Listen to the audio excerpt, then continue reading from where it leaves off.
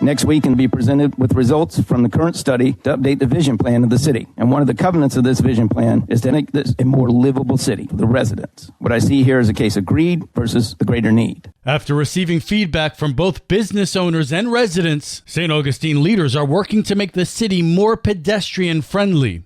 During last week's City Commission meeting, commissioners approved a measure implementing a new traffic pattern downtown. City Manager Reuben Franklin. We closed the section of Spanish Street from Orange Street to Tolemata Lane to vehicular traffic, pedestrians only. The middle section is open to traffic. The southern section, there will be a bollard placed at Cuna Street and Spanish Street intersection on the north side. All traffic will make a left to access Cordova. Traffic will be able to access the southern section of Spanish Street through the newly named street, Rosario Lane. You'll enter off of Cordova Street and be able to come down and turn onto Spanish Street. Attorney Scott Kennelly represents a property owner that would be impacted by the new traffic pattern. I represent XK8 Properties, which is Virginia Whetstone's entity that owns a building in which a RE/MAX real estate office currently operates. While the improvements benefit residential property owners, it actually negatively impacts the commercial property owners. Even though there will still be access to the property, it's about quality of access. Florida case law supports that the restriction of some access can give rise to the diminishment of values of property, which then gives rise to a claim for inverse condemnation. Spanish Street resident Scott York supports the change. 2023, the Spanish Street Improvement Project began. The city contractors were able to provide the city with a beautiful brick-lined street, herbless sidewalks, and a safe pedestrian corridor. Many now choose to walk, bike, pushing baby strollers, and walking their pets through this beautiful neighborhood. A new street to be named Rosario Lane pays homage to the Rosario Line, the defensive wall made of coquina that once surrounded the city of St. Augustine hundreds of years ago.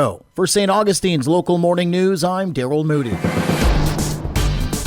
This local news is a service of your hometown Toyota dealer, Beaver Toyota, US 1 St. Augustine, here to wow you. It might look like it's dead, but it's not. It is just sleeping for the winter. Ashley Evett of the St. Johns River Water Management District tells Liz Ryan what isn't dead. She says your lawn may look dead, but it's just kind of hibernating. You might see shades of brown, but that is totally normal for this time of year. So you can cut way back on the watering at this time of year. Cut back to once a week, and your local ordinances also play a role. So I encourage you to check with your public works or your utility. But the restrictions limit irrigation to 1 day per week, and it's based on your address. And here's how you can save water inside. You can switch to high efficiency appliances. Only run your dishwasher and laundry when it's a full load. And you can always contact your utility. They offer rebates sometimes when installing these water efficient appliances. And if you want to learn more, always find helpful tips of how to conserve water both indoors and outdoors on our website at sjrwmd.com. For St. Augustine's Local Morning News, I'm Liz Ryan.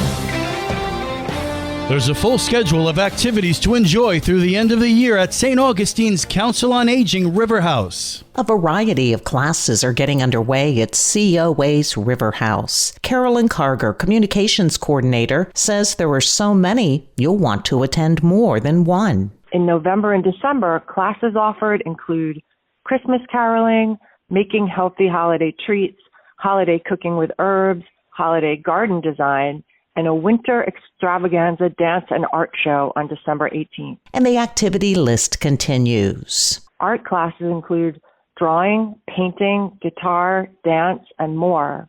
Health and exercise classes, including meditation, balancing blood sugar, herbal pharmacy, and yoga, and special interest clubs, support groups, and more. To participate, just go to coasjc.org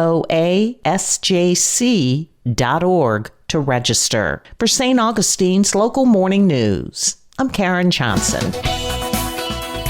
And now you're up to date with St. Augustine's Local Morning News. I'm Rich Carroll.